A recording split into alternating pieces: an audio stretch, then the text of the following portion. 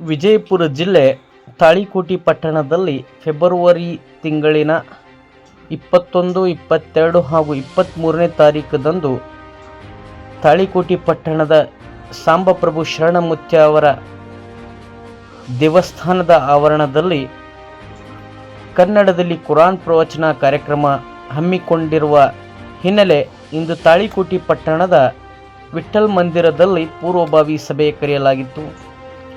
ಈ ಸಭೆಯ ಮುಖ್ಯ ಅತಿಥಿಗಳಾಗಿ ಶಿಕ್ಷಕರಾದ ಜನಾಬ್ ಲಾಲ್ ಹುಸೇನ್ ಕಂದಗಲ್ ಹಾಗೂ ಸಾಂಬಪ್ರಭು ಶರಣಮುತ್ಯ ದೇವಸ್ಥಾನದ ಶರಣರು ಹಾಗೂ ಧಾರ್ಮಿಕ ಮುಖಂಡರಾದ ಜನಾಬ್ ಸೈಯದ್ ಶಕೀಲ್ ಅಹಮದ್ ಕಾಜಿ, ಜಮಿಯತೆ ಇಸ್ಲಾಂ ಹಿಂದ್ ತಾಳಿಕೋಟಿ ಘಟಕದ ಅಧ್ಯಕ್ಷರಾದ ಮುಜಾಹಿದ್ ನಮಾಜ್ ಕಟ್ಟಿ, ಕನ್ನಡ ಕುರಾನ್ ಪ್ರವಚನ ಕಾರ್ಯಕ್ರಮದ ಸಂಚಾಲಕರಾದ ಇರ್ಫಾನ್ ಖಾಜಿ ಮತ್ತು ಸರ್ವ ಸಮಾಜದ ಮುಖಂಡರು, ಹಿರಿಯರು ಹಾಗೂ ಗಣ್ಯ ವ್ಯಕ್ತಿಗಳು ಈ ಪೂರ್ವಭಾವಿ ಸಭೆಯ ಸರ್ವ ಸಮಾಜದ ಮುಖಂಡರು ತಿಂಗಳುಗಳ ತನಕ ಸಲಹೆ ಸೂಚನೆಗಳನ್ನು ನಿರೂಪಣೆ ಯಾರಾದರೂ ಅನ್ನ ಕೊಟ್ಟರೆ ನೆರವೇರಿಸಿದರು. ಅವರಿಗೂ ಅದೇ ಗತಿ ಅಂತ TLP ಎಕ್ಸ್‌ಪ್ರೆಸ್ ನ್ಯೂಸ್ ತಾಳಿಕೋಟಿ. ಶರಣರನ್ನು, ದಾರ್ಶನಿಕರನ್ನು ಸತ್ಯ ಹೇಳಿದ್ದಕ್ಕಾಗಿ ಗರಗಸದಿಂದ ಸೀಳಲಾಯಿತು. ಇನ್ನು ಎಷ್ಟೋ ವ್ಯಕ್ತಿಗಳ ಕಬ್ಬಿಣದ ಬಾಚಣಿಕೆಯಿಂದ ಬಾಚಲಾಯಿತು. ಬಸವಣ್ಣನವರಿಗೆ ಬಸವ ಕಲ್ಯಾಣದಿಂದ ಹಿಡಿದು ಕೂಡಲ ಸಂಗಮಕ್ಕೆ ಬರುವ ತನಕ ಎಷ್ಟು ಸಂಕಷ್ಟಗಳನ್ನು ಸಹಿಸಿದರೂ ಅಧ್ಯಯನ ಮಾಡಿದರೆ ಗೊತ್ತಾಗ ಸತ್ಯ ಹೇಳಿದವರನ್ನು ಈ ಜಗತ್ತು ಬಿಟ್ಟಿಲ್ಲ. ಹಾಗಂತ ಸತ್ಯ ಹೇಳುವವರು ಕೂಡ ಸತ್ಯವನ್ನು ಹೇಳದೇ ಬಿಟ್ಟಿಲ್ಲ. ಆ ಸಾಲಿನಲ್ಲಿ ನಾನು ಮತ್ತು ನೀವೆಲ್ಲ ಸೇರಬೇಕು. ನಾವು ಸತ್ಯಕ್ಕೆ ಹೆದರಬೇಕೇ ಹೊರತು ಸತ್ಯವನ್ನು ತುಳಿದು ಅದರ ಮೇಲೆ ಸುಳ್ಳಿನ ಸಾಮ್ರಾಜ್ಯವನ್ನು ಕಟ್ಟುವವರ ಸಂಖ್ಯೆ ಎಷ್ಟೇ ದೊಡ್ಡದಿದ್ದರೂ, ಅವರು ಎಷ್ಟೇ ಬೆದರಿಕೆಗಳನ್ನು ಹಾಕಿದರೂ ಖಂಡಿತ ಹೆದರುವ ಅಗತ್ಯ ಇಲ್ಲ. ಸತ್ಯವನ್ನು ನೀನು ಜನತೆಗೆ ಮುಟ್ಟಿಸುವುದಾದರೆ ನಿನ್ನ ಜೊತೆ ಯಾರು ಇರದಿದ್ದರೂ ಚಿಂತೆ ಇಲ್ಲ. ದೇವನು ಹೇಳುತ್ತಾನೆ, ನಾನಿದ್ದೆ. ಇನ್ನು ಯಾವನ ಜೊತೆ ಅವನಿದ್ದಾನೋ ಅವನಿಗೆ ಹೇಳಬೇಕಾಗ, ಆದರೆ ಖಂಡಿತವಾಗಿ ನಾಳೆ ದೇವನ ಮುಂದೆ ದೇವ, ನೀನು ನಿನ್ನ ಸೃಷ್ಟಿಗಳ ಮೇಲೆ ಅವರು ಬರುವ ಹೊರೆಗಿಂತ ಹೆಚ್ಚಿನ ಹೊರೆಯನ್ನು ನೀನು ಹೊರಿಸಲಿಲ್ಲ. ಆದರೆ ಈ ಮನುಷ್ಯ ನನಗೆ ನಾನು ಎಷ್ಟು ಭಾರವನ್ನು ಹೊರುತ್ತೇನೆ ಅದಕ್ಕಿಂತ ಮಿಗಿಲಾಗಿ ನನ್ನ ಮೇಲೆ ಭಾರವನ್ನು ಹೇರಿದ. ಆದರೆ ನನಗೆ ಹೇಳಲಿಕ್ಕೆ ಬಾಯಿ ಇರಲಿಲ್ಲ ಅಂತ ಆ ದೇವನ ಮುಂದೆ ಒಂಟೆ ಹೇಳುವಾಗ ಪ್ರವಾದಿ ಮುಹಮ್ಮದ್ ಸಲ್ಲಲ್ಲಾಹು ಅಲೈಹಿ ವಸಲ್ಲಂ ಹೇಳುತ್ತಾರೆ, ನಾನು ಒಂಟೆಯ ಪರವಾಗಿ ದೇವನ ಬಳಿ ವಾದಿಸುತ್ತೇನೆ ಮತ್ತು ನಿನಗೆ ಶಿಕ್ಷೆ ಕೊಡಿಸುತ್ತೇನೆ. ಒಬ್ಬ ಪ್ರಾಣಿಯ ಮುಖಕ್ಕೆ ಬಡಿಯುವುದನ್ನು ಪ್ರವಾದಿಗಳು ನೋಡಿದರು. ಅತ್ಯಂತ ಹೇಯ ಕೃತ್ಯ ಅಂತ ಹೇಳಿದರು ಪ್ರವಾದಿಗಳು. ಬರೀ ಪ್ರಾಣಿಯ ಮುಖಕ್ಕೆ ಬಡಿಯುವುದನ್ನು ಪ್ರವಾದಿಗಳು ಪದಗಳಲ್ಲಿ ಖಂಡಿಸಿದರು. ಆದರೆ ಕೆಚ್ಚಲನ್ನು ಕೊಯ್ಯುತ್ತಾರೆ ಅಂತ ಹೇಳಿದರೆ ಎಲ್ಲಿಗೆ ಬಂದು ನಿಂತಿದೆ ಈ ಸಮಾಜ? ಸ್ವಲ್ಪ ಯೋಚಿಸಿದೆ. ಆಕಳದ ಕೆಚ್ಚಲನ್ನು ಕೊಯ್ಯುವಂತ ಮನುಷ್ಯರನ್ನು ಹಾಗೆಯೇ ವರ್ತಿಸಲಾಗುತ್ತದೆ. ಪ್ರವಾದಿ ಮುಹಮ್ಮದ್ ಸಲ್ಲಲ್ಲಾಹು ಅಲೈಹಿ ವಸಲ್ಲಂ ಸಂಗಾತಿಗಳೊಂದಿಗೆ ಹೊರಟಿದ್ದರು. ಒಂದು ಬೆಕ್ಕು ಕಟ್ಟಿ ಹಾಕಲ್ಪಟ್ಟಿತ್ತು, ಇಲ್ಲವೇ ಒದ್ದಾಡುತ್ತಿತ್ತು. ಆ ಮನೆಯಲ್ಲಿ ಬರುವ ಮಹಿಳೆ ಅದನ್ನು ಕಟ್ಟಿ ಹಾಕಿದ್ದರು. ಆಕೆ ನಮಾಜ್ ಮಾಡುತ್ತಿದ್ದರು. ಧಾರ್ಮಿಕ ವ್ಯಕ್ತಿಯಾಗಿದ್ದರು. ಸಂಗಾತಿಗಳಿಗೆ ಆ ಬೆಕ್ಕಿನ ಸ್ಥಿತಿಯನ್ನು ನೋಡಿ ಪ್ರವಾದಿಗಳು ಹೇಳ್ತಾರೆ, ನರಕಕ್ಕೆ ಹೋಗುವ ಮಹಿಳೆಯನ್ನು ನೀವು ನೋಡಲು ಬಯಸುತ್ತೀರಾ ಅಂತ ಕೇಳ್ತಾರೆ ಪ್ರವಾದಿಗಳು. ಯಾರು ಪ್ರವಾದಿಗಳು? ಆ ಮಹಿಳೆ.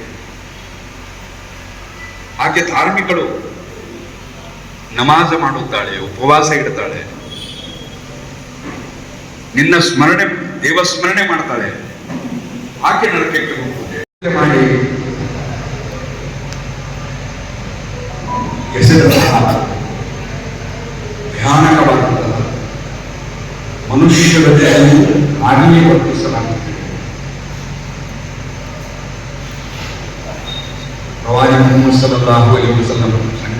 ಜೊತೆಗೆ ಹೊರಟಿದ್ದರು. ಒಂದು ಬೆಕ್ಕು ಕಟ್ಟಿ ಹಾಕಲ್ಪಟ್ಟಿತ್ತು, ವಿಲವಿಲೆ ಒದ್ದಾಡುತ್ತಿತ್ತು. ಆ ಮನೆಯಲ್ಲಿ ಬರುವ ಮಹಿಳೆ ಅದನ್ನು ಕಟ್ಟಿ ಹಾಕಿದ್ದರು. ಆಕೆ ನಮಾಜ್ ಮಾಡುತ್ತಿದ್ದರು. ಧಾರ್ಮಿಕ ವ್ಯಕ್ತಿಯಾಗಿದ್ದರು. ಸಂಗಾತಿಗಳಿಗೆ ಆ ಬೆಕ್ಕಿನ ಸ್ಥಿತಿಯನ್ನು ನೋಡಿ ಪ್ರವಾದಿಗಳು ಹೇಳ್ತಾರೆ, ನರಕಕ್ಕೆ ಹೋಗುವ ಮಹಿಳೆಯನ್ನು ನೀವು ನೋಡಲು ಬಯಸುತ್ತೀರಾ ಅಂತ ಕೇಳ್ತಾರೆ ಪ್ರವಾದಿಗಳು. ಯಾರು ಪ್ರವಾದಿಗಳು? ಆ ಮಹಿಳೆ. ಆಕೆ ಧಾರ್ಮಿಕಳು, ನಮಾಜ ಮಾಡುತ್ತಾಳೆ, ಉಪವಾಸ ಇರುತ್ತಾಳೆ, ನಿನ್ನ ಸ್ಮರಣೆ, ದೇವ ಸ್ಮರಣೆ ಮಾಡುತ್ತಾಳೆ. ಆಕೆ ನರಕಕ್ಕೆ ಹೋಗುತ್ತದೆ. ಆಗ ಪ್ರವಾದಿಗಳು, ಹೌದು, ಯಾವ ಕಾರಣಕ್ಕಾಗಿ ಬೆಕ್ಕನ್ನು ಕಟ್ಟಿ ಹಾಕಿದ್ದಾಳೆ, ಅದು ಹಸಿದು ಒದ್ದಾಡುತ್ತಿದೆ, ಅದಕ್ಕೆ ಅನ್ನ ಕೊಡುತ್ತಿಲ್ಲ, ಇನ್ನು ತನ್ನ ಅನ್ನ ತಾನು ಹುಡುಕಿಕೊಂಡು ಹೋಗುತ್ತೇನೆ ಅಂತ ಹೇಳಿದರೆ ಅದಕ್ಕೆ ಬಿಡುತ್ತಲೂ ಇಲ್ಲ, ಕಟ್ಟಿ ಹಾಕಿದ್ದಾಳೆ. ಇದೇ ಒಂದು ಕಾರಣಕ್ಕಾಗಿ ಆ ವ್ಯಕ್ತಿಗೆ ಹಿಂಸೆ ಕೊಟ್ಟಳು ಎಂಬ ಕಾರಣಕ್ಕಾಗಿ ಆಕೆ ಯಾವ ಉತ್ತಮ ಕರ್ಮವನ್ನು ದೇವರ ಆರಾಧನೆಯನ್ನು ಪರಿಗಣಿಸುವುದಿಲ್ಲ, ಆಕೆ ನರಕಕ್ಕೆ ಹಾಕಿಕೊಳ್ಳುವಂತೆ ಒಂದು ಪ್ರಾಣಿಯ ಮೇಲೆ, ಒಂದು ಪಕ್ಷಿಯ ಮೇಲೆ ಈ ರೀತಿಯ ವಿಶಾಲವಾದಂತಹ ಕರುಣೆ, ದಯೆಯ ದೃಷ್ಟಿಯನ್ನು ನೀಡಿದ ಆ ಎಲ್ಲ ಮಹಾನ್ ದಾರ್ಶನಿಕರ ವಿಚಾರಗಳನ್ನು ನಾವೆಲ್ಲ ಅರಿಯುವಂತಹ ಆ ನಿಟ್ಟಿನಲ್ಲಿ ಮಾನವ ಸಮಾಜವನ್ನು ಕಟ್ಟುವಂತಹ ಅಗತ್ಯ ಇದೆ. ಸಮಯ ನನಗೆ ಕೊಟ್ಟದ್ದು ಈ ನಮ್ಮ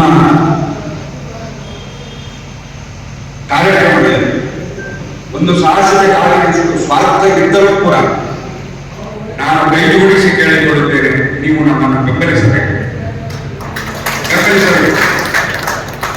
ಒಂದಿಷ್ಟು ಅದರಲ್ಲಿ ಜಾತೀಯತೆ ನುಸುಳಿದ್ದರೆ ಅದು ನಿಮ್ಮ ಗಮನಕ್ಕೆ ಬರಬೇಕು. ನೀವು ಖಂಡಿತವಾಗಿ ನಮ್ಮನ್ನು ಬೆಂಬಲಿಸಬಾರದು. ಬಹಳ ನಿಸ್ವಾರ್ಥ, ಕೇವಲ ದೇವರನ್ನು, ಆತನ ಸಂಪ್ರೀತಿಯನ್ನು ಗಳಿಸಲಿಕ್ಕಾಗಿ ಮತ್ತು ಇಡೀ ಮಾನವ ಕುಲವನ್ನು ಒಂದುಗೂಡಿಸಲಿಕ್ಕಾಗಿ, ಇದರ ಹೊರತು ಮೂರನೆಯ ಉದ್ದೇಶ ಇಲ್ಲ ಅಂತ ನಾನು ನಿಮಗೆ ಪ್ರಾಮಾಣಿಕವಾಗಿ ಈ ಸಂದರ್ಭದಲ್ಲಿ ಹೇಳಲು ಬಯಸುತ್ತೇನೆ. ಇದರಲ್ಲಿ ಪ್ರಾಮಾಣಿಕತೆ ಬಿಟ್ಟರೆ ಮತ್ತಿನ್ನಾವುದೂ ಇಲ್ಲ. ವಸುದೈವ ಕುಟುಂಬಕ, ವಿಶ್ವದ ಮನುಷ್ಯರೆಲ್ಲ ಒಂದು ಕುಟುಂಬಕ್ಕೆ ಸೇರಿದವರು ನಮ್ಮ ವೇದಗಳು ಹೇಳಿದ್ದು. ಆ ಮಾನವ ಮನಸ್ಸುಗಳನ್ನು ಒಂದುಗೂಡಿಸುವಂತಹ ಪ್ರಾಮಾಣಿಕತೆ ಇದರಲ್ಲಿ ಇವತ್ತು ಅದರ ಅಗತ್ಯ ಕೂಡ ಇದೆ.